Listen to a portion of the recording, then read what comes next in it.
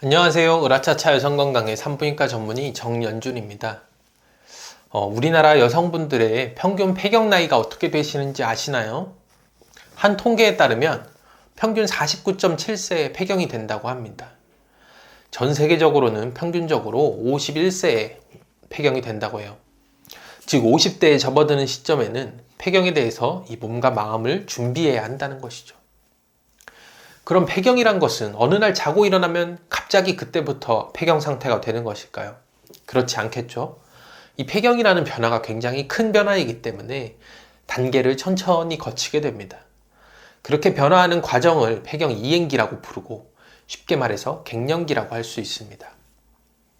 이 폐경 이행기는 보통 2에서 8년 정도, 평균적으로는 5년 정도의 시간이 걸리게 되는데요. 이런 폐경 이행기에 접어들면서는 어떤 폐경 전조 증상이 나타날 수 있을까요? 보통 40대에 접어들게 되면 더 젊었던 20, 30대 때의 생리 주기보다 조금 더 빠르게 생리가 나오게 됩니다. 자, 우리 자궁인데요. 요게 난소고, 난소는 이 머릿속 뇌하수체라는 곳에서 서로 호르몬 신호를 주고받으면서 생리 주기를 조절하게 되는데요. 이 난소가 점점 노화가 되면서 머리에서 나오는 신호가 점차 강해집니다. 이 강한 신호를 받다 보니까 배란이 되기까지 걸리는 시간이 짧아지면서 전체 생리 주기도 짧아지게 되는 것이죠. 원래 30일마다 생리를 하시던 분이 점점 29일, 28일, 27일 조금씩 주기가 빨라지게 됩니다. 만약 다낭성 난소 증후군 환자 같이 생리 주기가 막 2달, 3달 이렇게 불규칙하던 분들도 난소가 노화되면서 점차 주기가 짧아지고 정상적인 생리 주기를 보일 수도 있습니다. 얼마나 주기가 짧아질지는 기존에 며칠마다 생리를 하셨었는지, 난소의 노화가 얼마나 빠른지에 따라서 개개인마다 다르게 나타나겠지만 어쨌든 조금씩은 빨라지게 됩니다. 바로 앞에서 생리 주기 짧아진다더니 뭔 소리냐고요? 설명드리겠습니다. 이 난소의 노화로 인해 생리 주기가 처음에는 빨라집니다. 그런데 어느 정도 노화가 더 진행되어서 일정 수준 이상이 되면 이제는 머리에서 분비되는 호르몬의 양이 너무 많아져서 배란이 잘 안 되는 지경에 이르게 됩니다. 배란이 한 달에 한 번씩 되지가 않으니까 이 생리도 몇 달에 한 번 정도로 길어지게 되는 것이죠. 그렇게 길어진 생리 주기가 지속되다가 어느 순간 1년 이상 생리가 안 나오게 되고 그럼 완전히 폐경이 되었다고 간주합니다. 정리해보자면 폐경 이행기, 이 갱년기 초기에는 생리 주기가 기존보다 짧아지다가 후기로 넘어가면서는 배란이 불규칙해져서 생리 주기가 뜨문뜨문 길어진다는 말입니다.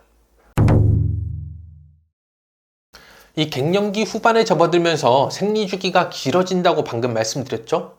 근데 그 시기에는 이 부정출혈이 흔하게 나타날 수가 있습니다. 왜냐? 배란이 따박따박 안 되기 때문이죠. 우리 이 자궁 내막은 두 가지 여성 호르몬 에스트로겐과 프로게스테론의 영향을 받으면서 이 성장과 무너짐을 반복하여서 생리가 나오는 것인데요. 배란이 안 되면 에스트로겐의 자극만 장기간 받게 됩니다.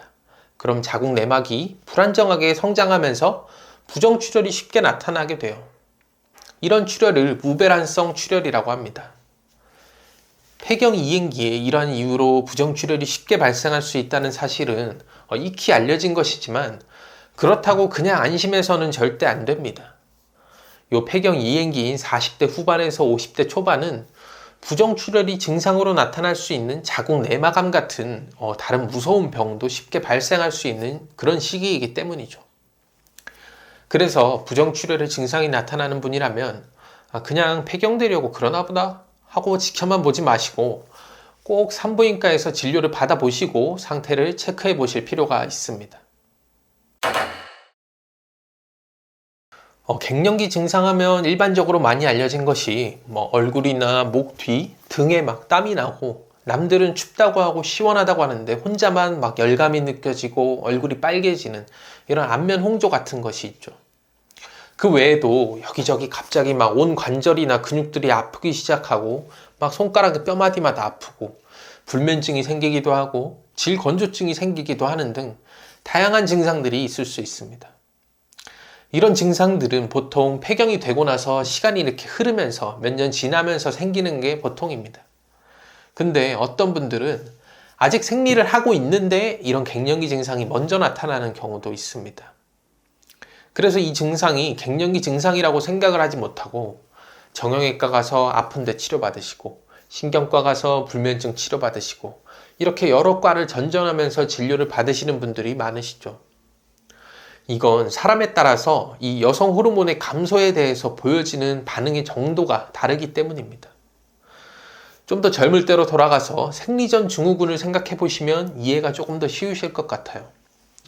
어떤 분들은 생리전에 이 호르몬 변화로 인해서 유방통이 심하거나 기분 변화가 크거나 속이 안 좋거나, 근데 또 어떤 분들은 생리전에 뭐 아무런 별일도 없이 그냥 쓱 지나가는 분들도 있죠.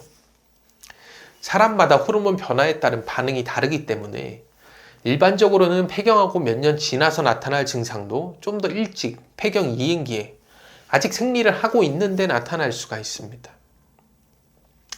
이런 증상이 나타나는 근본적인 원인은 여성 호르몬이 부족하기 때문입니다. 그래서 이 부족한 호르몬을 채워줘야 한 번에 다 해결을 할 수가 있습니다. 폐경으로 인해서 부족한 호르몬을 채워주는 치료를 폐경 호르몬요법이라고 합니다. 갱년기 호르몬제를 먹어서 호르몬을 보충하는 것이죠.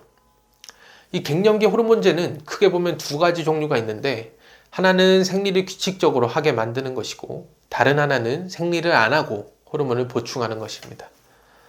근데 아직 생리를 하고 있는 이 폐경 이행기에는 몸에서 아직 생리를 하게끔 기본적으로 분비가 되는 호르몬이 적지만 있긴 하기 때문에 억지로 생리를 안 하는 타입의 갱년기 호르몬제를 사용하면 오히려 부정출혈이 더 쉽게 생기거나 생리주기가 불규칙해질 수가 있어요.